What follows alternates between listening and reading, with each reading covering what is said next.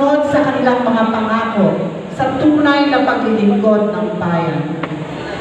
Hindi tayo naririto upang maghasik ng kaguluhan, kundi upang magtipon at ipahayag ang ating matibay na paninindigan sa prinsipyo na itinataguyod ng TAPS: transparency, accountability, peace, at security.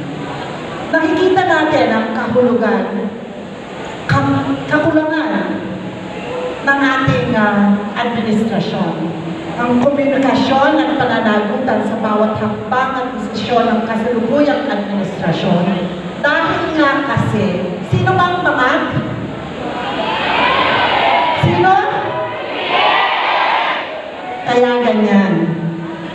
Ang kapayapaan at seguridad ng bawat mamamayan ay tila hindi sapat ng prioridad para sa kanila.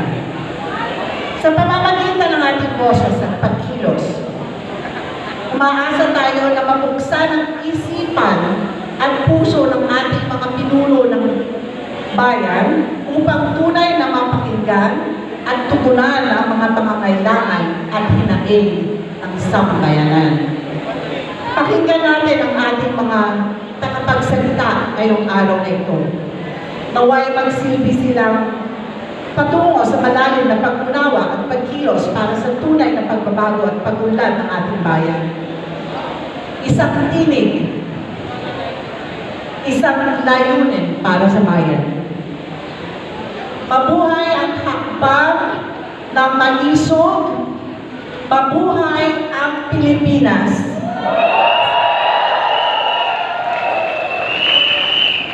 Nagpapasalamat po kami dito sa ating mga kasamang conveners ng Central Luzon sa lahat ng sumusuporta sa pamamagitan ng kanilang financial assistance. At sabi nga nila, napapagbintangan po tayo na meron daw nagpa-finance sa atin. Hindi po totoo yun. Kasi talagang pinaghihirapan po natin ang ultimong upuan na inuupuan nyo ngayong araw nito. Kaya hindi po na tayo pwede pagbintangan ngayon. Nagpapasalamat, pero ganun pa man, nagpapasalamat tayo, lalo na sa mga OFW, kahit napakalayo po nila. Talaga namang pinapakita nila yung kanilang malasakit para sa bayan. Maraming salamat po sa mga OFW.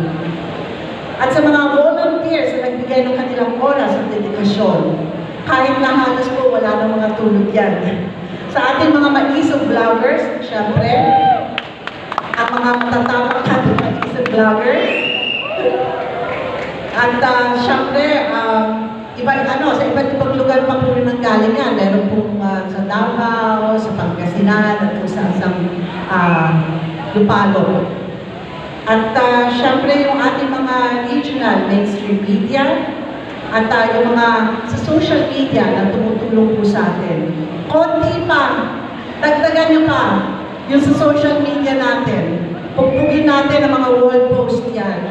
Alam ko, ginugurgur nila ang ating mga social media, pero laban lang.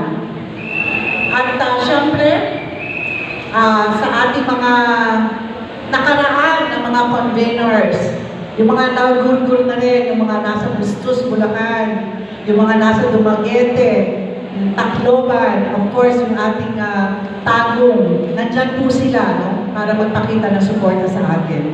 At maraming salamat syempre sa ating LGU at sa ating Mayor Pogel Lasatin, ano? At tayo ay napayagan na pag-rally po ngayong araw na ito. At sa ating mga PNP, maraming salamat po. Yun na lang po. Mabuhay tayong lahat. Yes! Mabuhay ang mga maisog! Salamat po. Marami pong salamat ulit, Miss Vivian Velez. Palakpakan po natin ulit si Miss Vivian Velez! Okay, so napakagandang pambungad na talumpati ang binigay ng ating Miss Vivian Velez. So, ang